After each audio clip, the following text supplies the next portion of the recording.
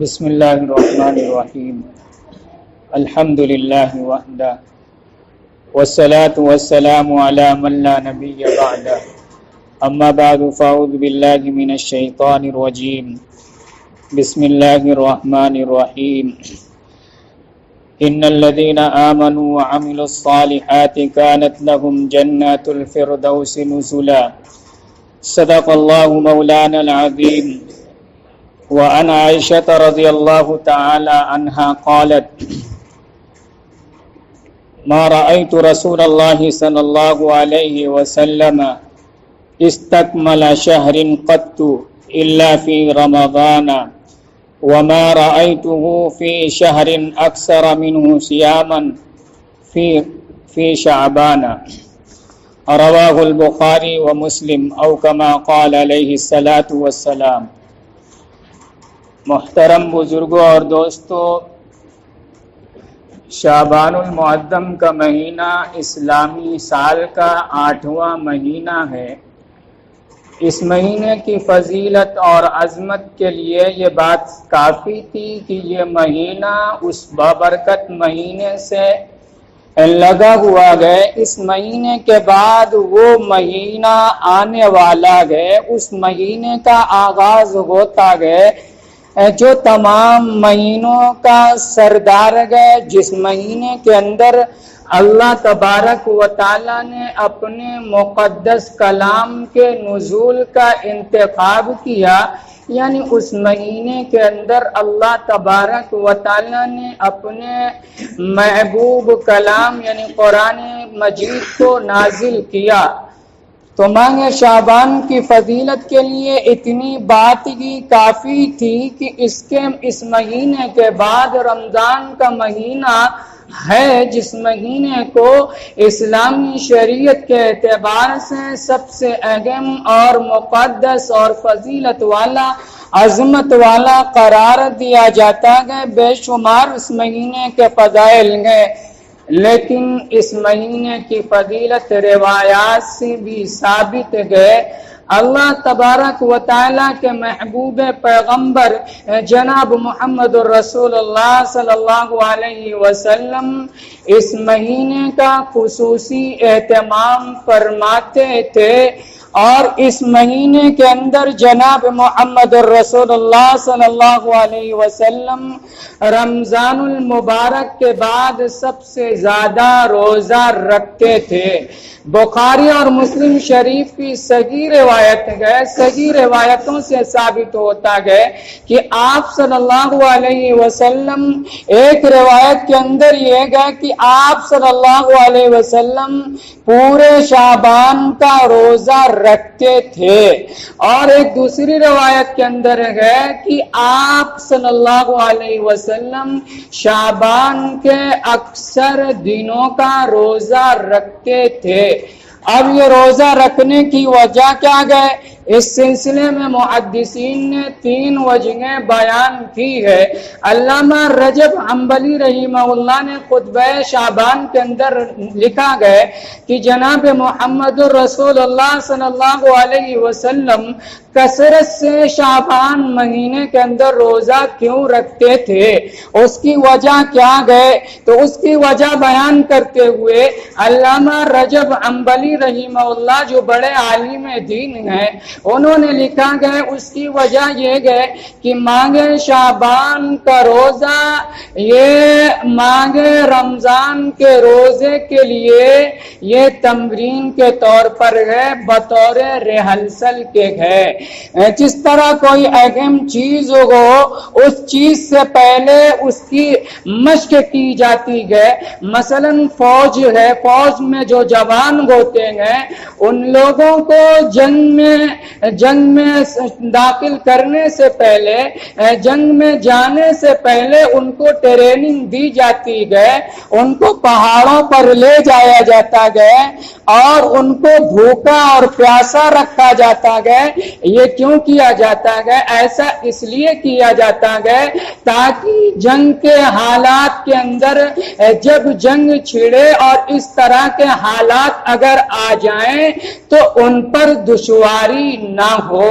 اگر ان کو یہ ٹریننگ نہ دی جائے، ان کو پہاڑوں پر نہ رکھا جائے، کئی کئی دنوں تک ان کو بھوکا نہ رکھا جائے، اور یہ دوبارگی جنگ کے اندر اگر یہ حالات ان پر پیش آ جائیں گے تو ان حالات سے فوجی جو گئے وہ گھبرا جائیں گے۔ اسی طرح کوئی اہم کام ہوتا گئے تو اس سے پہلے ریہرسل کیا جاتا گئے، اس سے پہلے مشق کیا جاتا گئے۔ تو رمضان کا مہینہ ایک بابرکت مہینہ تھا۔ اللہ تبارک و تعالیٰ نے اس مہینے کو خاص اہمیت دیا گئے۔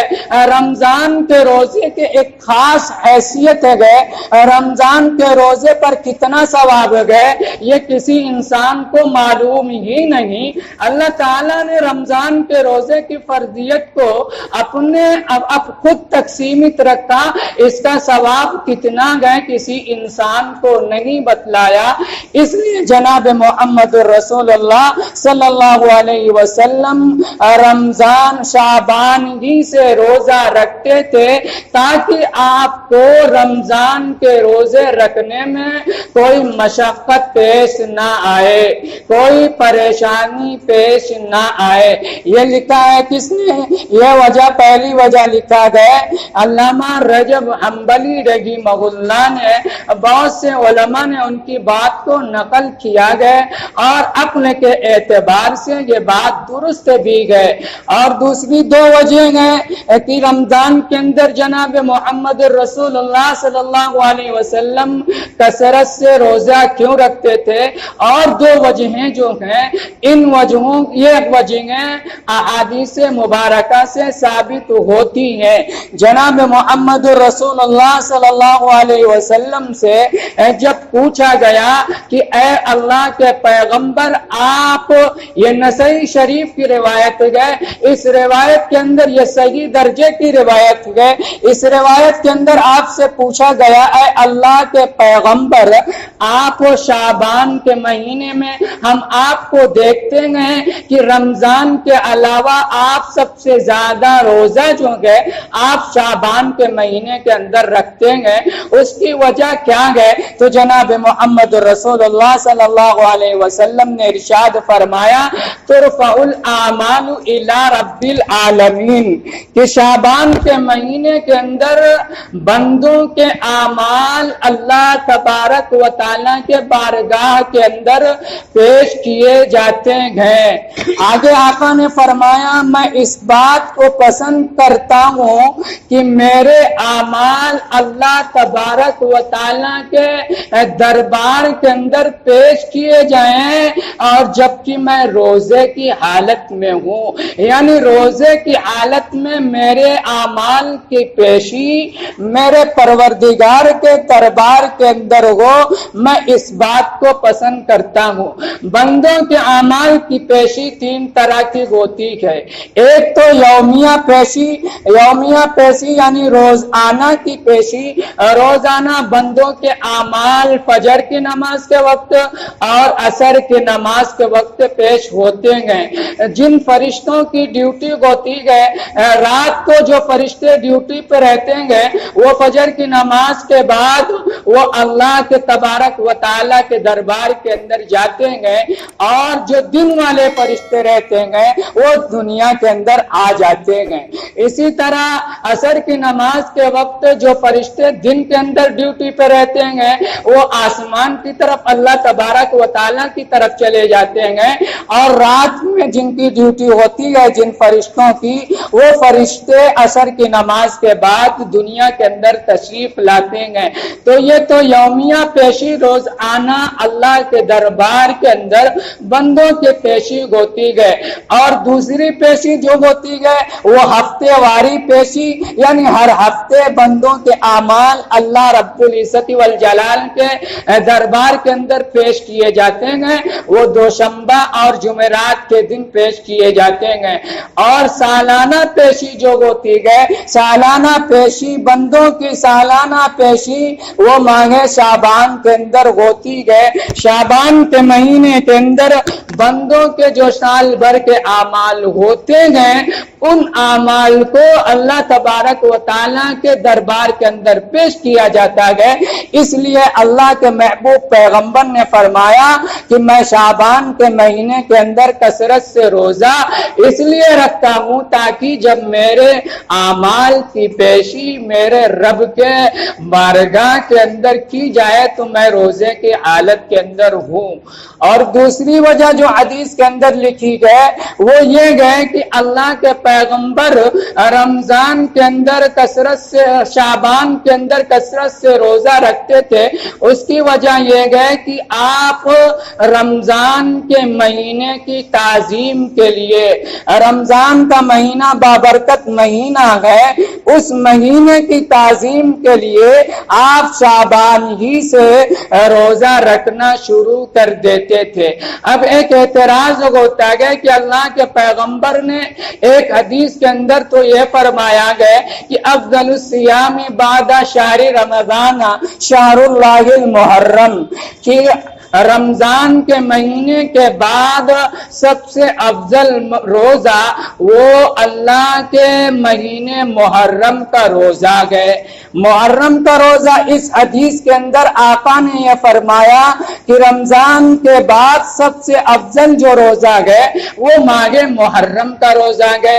لیکن ہم جب آقا کے عمل کو دیکھتے ہیں، حضرت اما جان حضرت عائشہ رضی اللہ تعالی عنہا کی جو روایت مسلم شریف کے اندر گئے اور بخاری شریف کے اندر گئے، اس روایت کے اندر حضرت عائشہ فرماتی ہیں ما رأیت رسول اللہ صلی اللہ علیہ وسلم استکمل شہر قط الا فی رمضان۔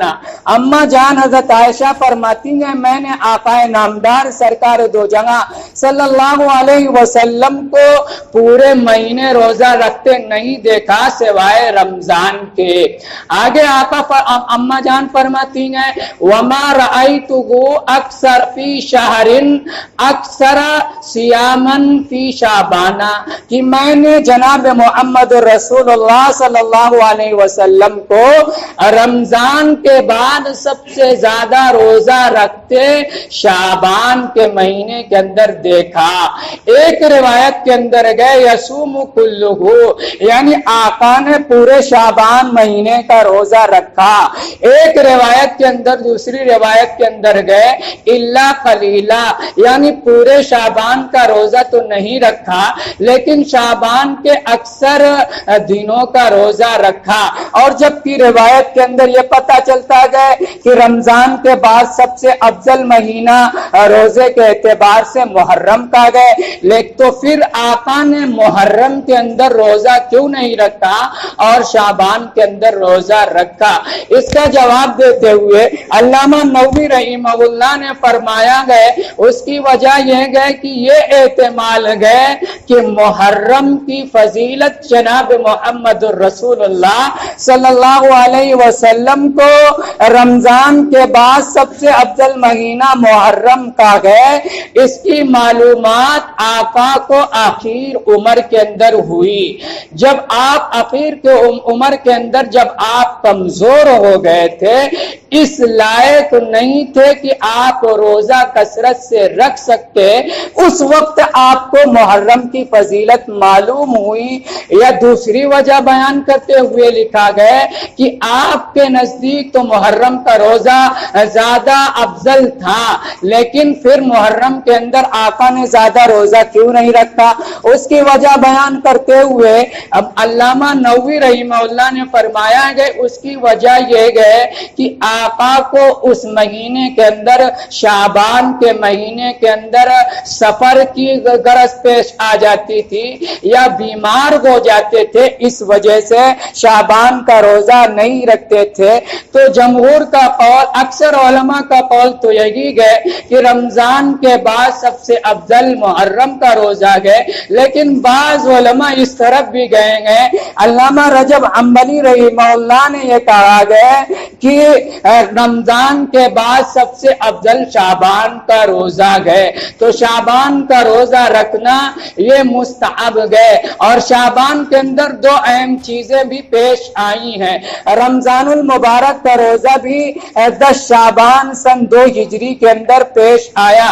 رمضان کی روزے کی فرضیت اسی مہینے ہوئی اور قبلے کی تعویل بھی اسی مہینے کے اندر ہوا۔ آقا نامدار اور سرکار دو جہاں صلی اللہ علیہ وسلم کے جانثار صحابہ کرام مدینہ منورہ کے اندر جب آپ نے ہجرت کیا، ہجرت کے بعد آپ نے 17 مہینہ بیت مقدس کی طرف رک کر کے نماز پڑھا۔ اس کے بعد سن 2 ہجری شعبان کے مہینے کے اندر قبلے کو بدل دیا گیا، بیت مقدس کو قبلہ مقرر کیا گیا۔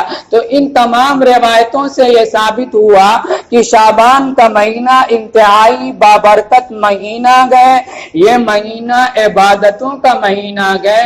اس مہینے کے اندر روزہ رکھنا یہ مستحب ہے، اور اس مہینے کے اندر ایک افضل ترین رات ہے جس رات کے بارے میں حسن درجے کی روایتیں ہیں، اور اس رات کے بارے میں یہ ہے کہ اس رات کے اندر دعائیں قبول ہوتی ہیں، اللہ تبارک و تعالی گنہگاروں کی مغفرت کرتا ہے، وہ شب برات کی رات ہے۔ اللہ تبارک و تعالی ہم سب کو کہنے سننے سے زیادہ عمل کی توفیق نصیب فرمائے، آمین۔